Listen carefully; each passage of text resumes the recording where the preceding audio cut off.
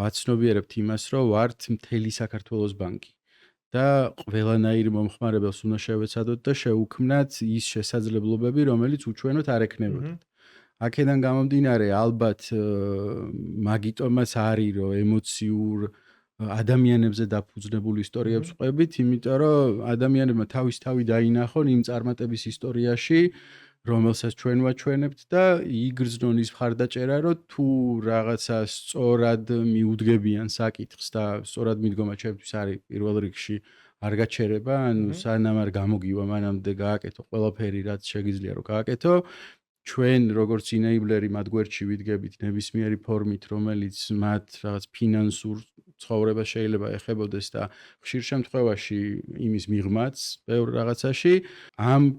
ფილოსოფიის გარშემო გაერთიანება მგონია, რომ ყველაზე ისეთი